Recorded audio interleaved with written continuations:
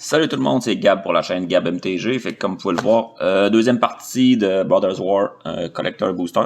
Fait qu'on va finir la boîte qu'on avait commencé de déballer. Fait qu'on va faire les 6 boosters restants. Première partie quand même intéressante. On va trouver du beau stock. Premier booster, un Mox Amber, quand même très cool. Plus tous les autres trucs qu'on a déballés. Fait que si vous n'avez pas vu la première partie, allez voir ça. La première partie de la vidéo. Ça va être ça sur ma chaîne YouTube. Gab MTG. On commence avec le premier booster. Raise to the Ground, sorcerie qui peut pas être contrée, ça coûte 3. Vous destroyez un artefact, puis s'il y a une valeur de mana de 1 ou moins, vous pigez une carte. Scatter Ray, ça coûte 2 en instant, vous contrez un target artefact ou une créature spell, sauf si son contrôleur paye 4 pour 2. D'accord. Argosian Opportunist, 3-2 pour 3. Quand il rentre en jeu, vous créez un Power Stone token tapé. Power Stone, ça donne du colorless pour jouer des artefacts. Un Disenchant, un classique, un petit reprint.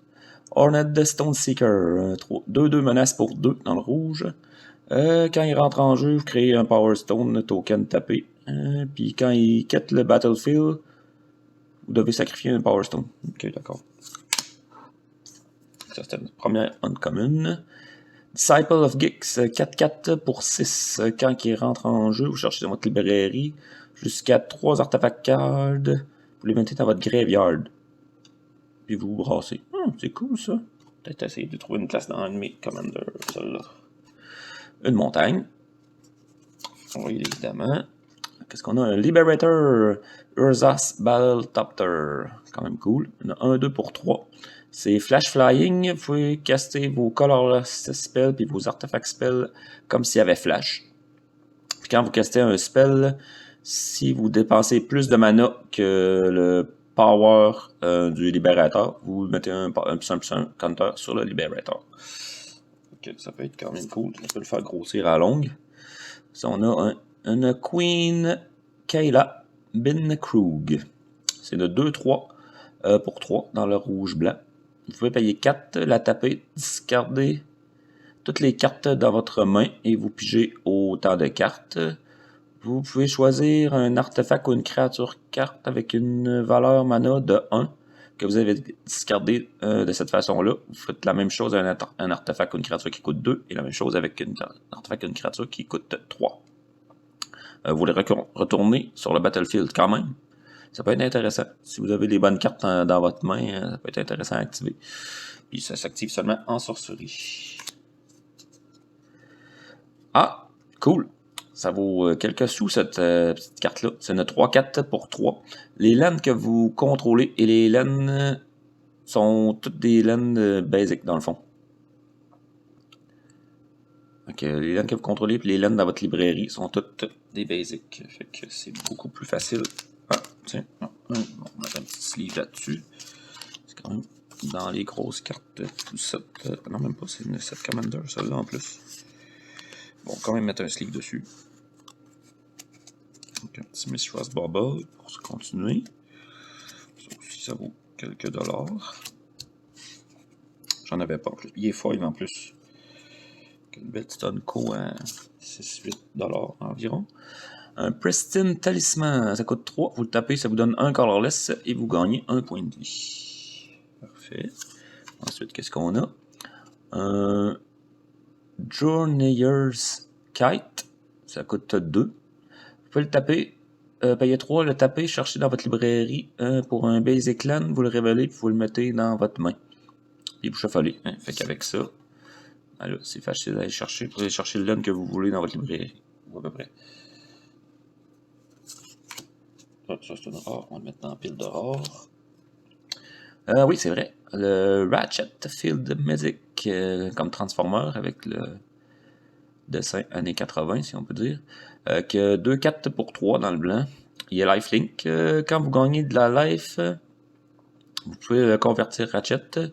Si vous faites ça, vous retournez un artefact avec une valeur égale ou moins au nombre de vies que vous avez gagné de ce tour-ci. Et qu'il faut ramener un artefact de votre graveyard en jeu. taper.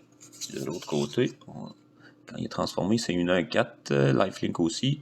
Quand un ou plusieurs non-tokens artefacts que vous contrôlez est mis dans le graveyard depuis le jeu, vous le reconvertissez. Et ça trigger seulement une fois par tour. C'est quand même cool. Pour finir, on a un Harbin Vanguard Aviator. C'est une 3-2 pour un blanc, un bleu. Il est flying. Quand vous attaquez avec 5 soldats ou plus,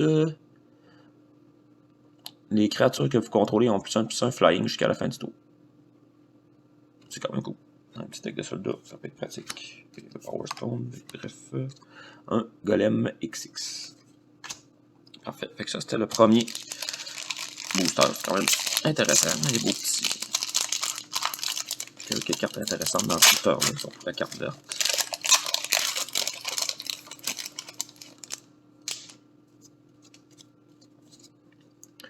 Deathly Riposte. Ça coûte 2, c'est un instant. Ça fait 3 dégâts. Target tapette de créature, puis ça vous fait gagner 2 points de vie. Parfait. Ensuite, on a Excavation Explosion. Ça coûte 3, c'est un sorcerie. Ça fait 3 dégâts à n'importe quelle cible. Ça vous fait créer un Power Stone Token. Stern Lesson. Vous pigez 2 cartes et vous discardez une carte et vous créez un Power Stone Token. Giant Grow. +3/+3 jusqu'à la fin du tour, une créature. Urza Power Stone Prodigy. C'est une 1-3 pour 3. C'est qu'on voit ici, était beaucoup plus jeune. C'est une 1-3 vigilance. Vous pouvez payer 1, le taper, piger une carte et discarder une carte. Et quand vous discardez une carte ou plus, une artefact carte ou plus, vous créez un Power Stone Token. Puis ça trigger une fois par tour seulement. Parfait. Ensuite, Heavyweight Demolisher, 8-6 pour 7, menace. Au début de votre upkeep, vous tapez le Heavyweight Demolisher, sauf si vous payez 3 colorless, puis il est Honored pour 8. Ensuite, on a une belle swamp ici. Vraiment cool les basic lands dans cette série-là. Les images sont vraiment nice. Tyrant of Courage. Ridges. 4-5 pour 6 flying.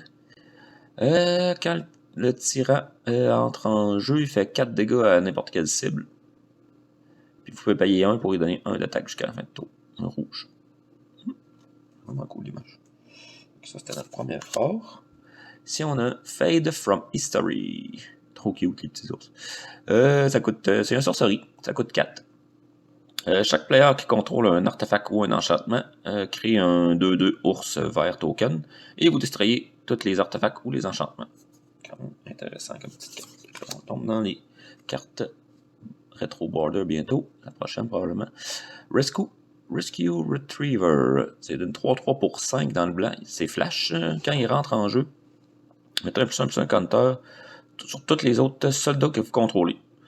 Vous prévenez tous les dommages qui devraient être faits à tous les autres attacking soldiers que vous contrôlez. Aïe aïe. Ça peut être. Ouais, ça peut surprendre comme petite carte en flash. On a un petit Millstone Foil ici. Payez 2, vous le tapez, vous millez un target player de 2 cartes. Ça coûte 2 à jouer, 2 à activer. On a une Ivory Tower. Début de votre upkeep, vous gagnez X points de vie, puis X, c'est le nombre de cartes dans votre main, moins 4. Donc, au maximum, en tout cas, moi, vous n'avez pas de maximum en size, mais au maximum, c'est 3 points de vie par tour. Avec une main de 7 cartes. Lodestone Golem, 5-3 pour 4. Les non-artefacts spells coûtent 1 de plus à caster. Ça, c'est une Si on a un Slicer Air Muscle, c'est de 3-4 pour 5. Il est Double Strike Haste.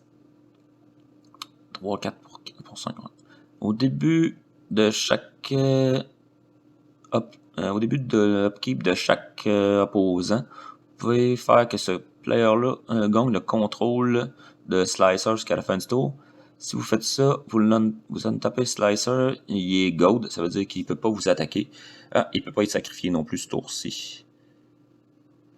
Puis quand il est converti, qu'est-ce qu'il fait? C'est une 3-2 First Strike Haste. quand il fait du combat dommage à un player, vous le convertissez à la fin du combat. Ok. Ici. Un Clay Champion, qu'on avait déjà déballé dans la première partie de la boîte. 2-2 pour 4 plus X. Et qui va rentrer en jeu avec 3 plus 1 plus 1 counter pour toutes les fois que vous allez payer 2 verres en le jouant. Et il va rentrer en jeu. Ici, il y a une autre habilité avec du blanc.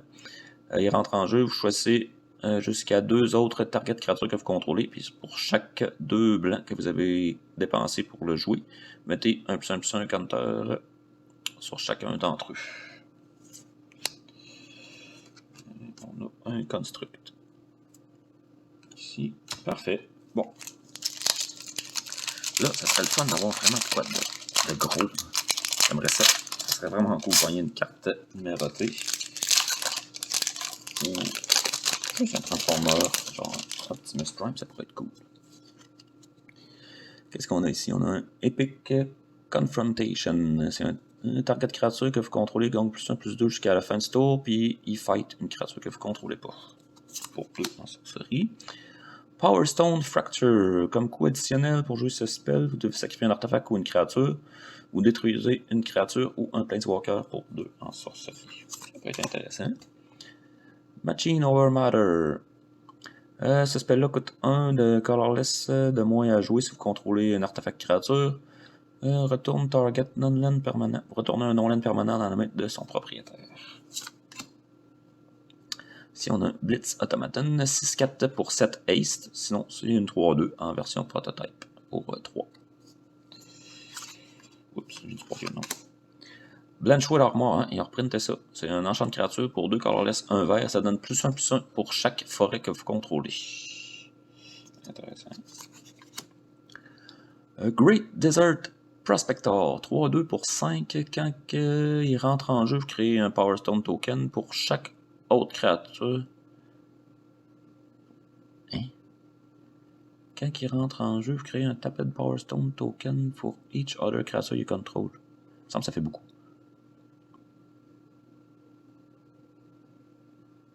Wow, pas pire ça. Ok. Ici, on a une plaine.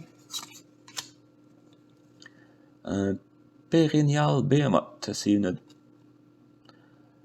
2-7 pour 5. Vous pouvez jouer les laines de votre graveyard. Cool. Qui est honored pour 2 verts. Ah, nice. Je sais déjà dans quel deck je vais le mettre, lui. À défaut d'avoir un Crucible of Word, je vais jouer ça.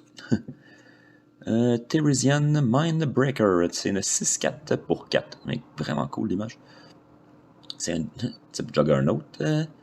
Quand il attaque, le Defending Player mille la moitié de sa librairie Rounded Up, qui est arrondi à la hausse, puis il est honored pour 3 bleus et 1 colorless. Ouais, c'est sûr que miller la moitié de sa librairie cette année. Ça, c'était une rare. Ici, on a un Doctor Shop. C'est un artefact, ça coûte 3. Quand un ou plusieurs artefacts, créatures que vous contrôlez meurent, vous pigez une carte. Ça trigger seulement une fois par tour. Puis pour 2 colorless et un blanc, vous pouvez le taper puis créer un colorless Doctor Artefact Creature Flying. C'est un Doctor Shop. Ça, c'est un rare aussi. Jalum Tome. Vous payez 2, vous le tapez, vous pigez une carte et vous discardez une carte et ça coûte 3 à jouer. Et on a un Chromatic Star. Il n'est même pas foil. Ça coûte 1. Vous pouvez payer 1, le sacrifier. Et ça vous donne 1 de mana de n'importe quelle couleur. Puis quand il va au graveyard depuis le jeu, ça vous fait piger une carte. Un Persécuteur Golem. 3-3 pour 5. Quand le Persécuteur Golem entre en jeu, vous créez 2-3-3 colorless Golem Artefact Créature Token. Quand un player caste un instant ou un sorcerie qui target une cible, une simple cible, ce player-là copie le spell pour chaque autre golem qui pourrait targeter. Chaque copie est différente. Each copy target a different one of those golems. Ok. Bon, ça peut être intéressant pour quand on le contrôle, mettons pour le booster, avec un Giant Grow, quelque chose comme ça. Fait que ça va booster tous les golems en même temps. Mais Si on a Soundwave, Sonic Spy, 5-4 pour 4, blanc, bleu, noir et un colorless.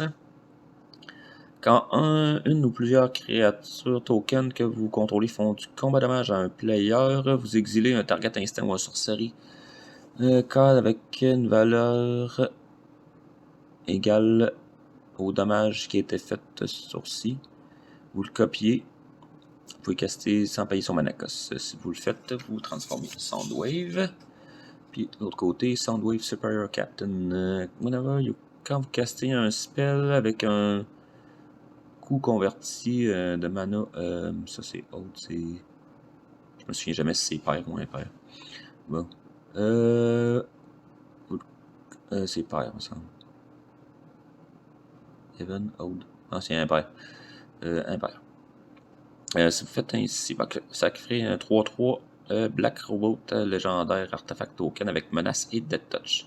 Quand vous castez un spell avec le Even, ok, tu as les deux, fait que pair ou impair.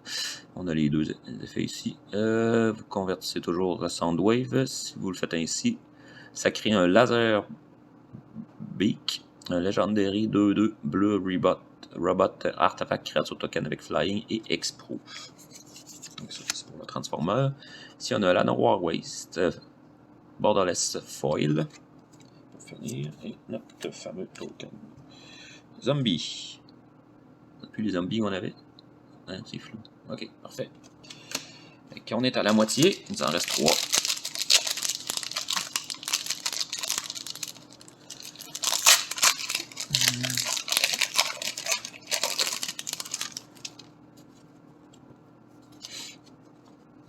Ici, on a un Conscripted Infantry, c'est une 3-1 pour 3 dans le rouge. Quand il meurt, crée un 1-1 Colorless Soldier Artifact Token. Ici, on a Recommission. Vous retournez un artefact ou une créature avec une valeur de mana de 3 ou moins de votre graveyard en jeu. Si une créature entre en jeu de cette façon-là, il arrive en jeu avec un +1/+1 counter additionnel sur lui. Mishra's Domination. Oui, on voit qu'il a la pierre dans ses mains puis il contrôle un dragon. En tout cas, un espèce de dragon mécanique, si on peut dire. Ça coûte 2, c'est un enchantement, c'est un aura. Tant que vous contrôlez un enchanted de créature, tant que vous contrôlez la créature enchantée, ça donne +2/+2. Sinon, il peut pas bloquer. D'accord. Si jamais vous faites ça sur la créature de votre adversaire, mais ça fait qu'il peut pas bloquer. Sinon, sur la vôtre, ça la booste de +2/+2. Fog of War, ça coûte 3, c'est un instant. Vous gagnez 1 point de vie pour chaque créature sur le battlefield. Vous prévenez tous les combats dommages ce tour-ci des créatures de power 3 ou moins. Ok. Ça prévient quelques dégâts, mais pas des grosses créatures. Sarent Steel Seeker, 1-2 pour 2. Quand un artefact entre en jeu sous votre contrôle, vous liquez le top carte de votre librairie. Si c'est un land, vous pouvez le révéler et le mettre dans votre main. Sinon, si vous ne mettez pas cette carte-là dans votre main, vous pouvez la mettre dans votre graveyard. Arbalist Engineer, 2-2 pour 3 dans le rouge-vert. Quand il rentre en jeu, vous choisissez soit qu'il fait un dégât à la cible de votre choix, soit vous mettez un +1/+1 counter sur une target créature. Il gagne Trample et Ace jusqu'à la fin du tour, ou vous créez un Power Stone Token. Ici, on a une île, on n'a pas vu beaucoup des îles. Je me demande si c'est pas même la première qu'on a. Parfait. Vision of Phyrexia, 2 colorless, 2 rouges. C'est un enchantement. Au début de votre upkeep, vous exilez le top carte de votre librairie. Vous pouvez jouer cette carte-là ce tour-ci. Puis au début de votre fin de tour, si vous ne l'avez pas joué, si vous n'avez pas joué de carte de l'exil, vous créez un Power Stone Token. Ça, c'est notre première rare. Ici, on a Fortified Beachhead. Ouais, ça, c'est moyen, il me semble. Comme. Quand ça rentre en jeu, il faut révéler un soldat de votre main. Sinon, le land arrive en jeu tapé. On va le lire comme il faut. Quand ça rentre en jeu, vous pouvez révéler un soldat, une carte de soldat de votre main. Fortified Beach entre en jeu tapé, sauf si vous révélez un soldat cette façon-là, ou que vous contrôlez un soldat. Ça donne du blanc et du bleu. Il faut payer 5, le taper, puis donner +1/+1 jusqu'à la fin du tour à tous vos soldats. Fait. Disciple of Kaelus Nin. C'est une 3-4 pour 5 Human Wizard. Quand il rentre en jeu, en commençant avec vous, chaque joueur choisit jusqu'à 5 permanents qu'il contrôle. Tous les autres permanents. Alors, tous les autres permanents autres que le disciple qui sont pas choisis, ils phase out. Puis les permanents, ils peuvent pas phase in. Ok. D'accord. Ah, tiens, une belle paire de bottes foil. Cool. Pourquoi pas. Ça coûte 2, c'est un équipement. Ça donne Exproof et Haste à la créature. Et ça coûte seulement 1 à équiper. Une petite paire de bottes, c'est toujours intéressant à jouer dans un deck. 2 fois. Ah, ouais, c'est un peu poche, par exemple. Oh, Gilded Lotus. Pourquoi pas, j'en avais pas en plus. Ça coûte 5. C'est un Lotus, vous le tapez, ça donne 3 mana de une couleur dans votre mana pool. On va mettre un petit sleeve là-dessus. Starscream, Power Hungry, Foil. C'est une 2-3 pour 4. Flying. Quand vous pigez une carte, si vous n'êtes pas le monarque. Si vous êtes le monarque, plutôt.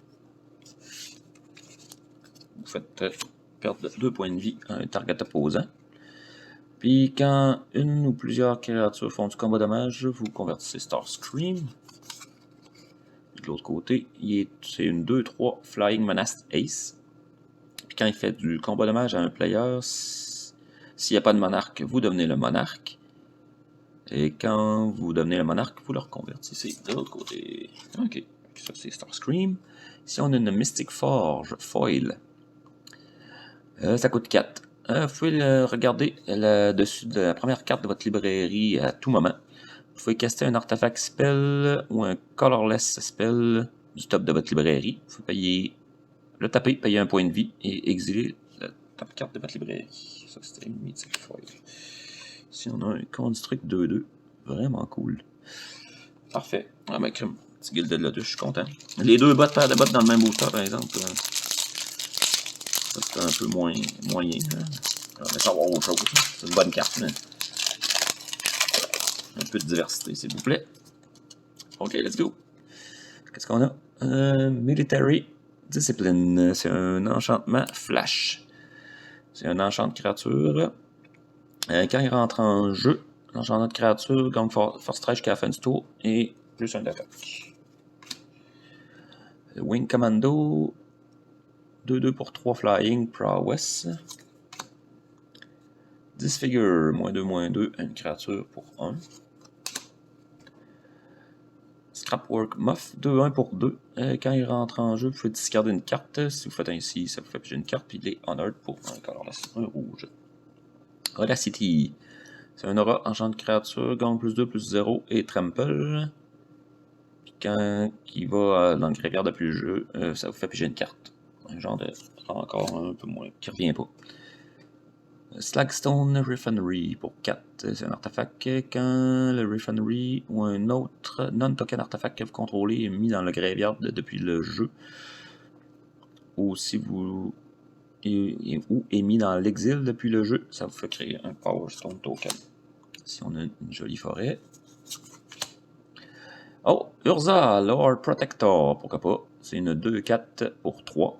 Les artefacts, les instants et les sorceries que vous castez coûtent un colorless de moins à jouer. Vous payez 7 si vous contrôlez Urza, Lord Protecteur, et un artefact qui s'appelle The Mightstone and the Weakstone, qu'on n'a pas vu encore. Vous les exilez et vous les fusionnez, si on peut dire, ensemble. Ça s'active seulement en sorcerie. Puis de l'autre côté, ben là, ça fait une grosse carte géante. Fait que là, ça, c'est la partie du haut. Fait qu'on n'a pas la partie du bas, mais ça se transforme en Urza Planeswalker de l'autre côté. Fait qu'on va espérer trouver la deuxième moitié de cette carte-là. Kailas Reconstruction, ça coûte 3 blancs plus X. J'espère que c'est bon. Vous regardez le top 7 cartes de votre librairie. Put up to. Vous pouvez mettre jusqu'à X artefacts ou créatures avec une valeur de 3 ou moins directement en jeu. Vous mettez les restes en dessous dans un ordre aléatoire. Intéressant. C'est jouable. Kaila's Music Box. Ça coûte 2, c'est un artefact légendaire. Vous pouvez taper un blanc, regarder le top carte de votre librairie et l'exiler face down. Ou sinon, l'autre habilité, vous le tapez, puis jusqu'à la fin du tour, vous pouvez jouer une carte que vous avez exilée avec la Music Box. Parfait. Un Ivory Tower Foil, on l'a vu tout à l'heure. Mishra's Bubble, on l'a vu aussi. Ça coûte 0, vous pouvez le taper et le sacrifier. Ça vous fait regarder le top carte de la librairie d'un joueur. Et vous pigez une carte de plus au début de votre prochain tour. Prochain key. Un Black Blade Reforge, pourquoi pas? C'est bon ça. C'est un artefact légendaire équipement, ça coûte 2. La créature équipée gagne +1/+1 pour chaque terrain que vous contrôlez. Si vous équipez une créature légendaire, ça coûte seulement 3 équipés. Sinon, c'est 7. C'est un peu cher, mais on s'organise mettre ça sur une créature légendaire, évidemment. Gold Bug Humanity Ally. Oh!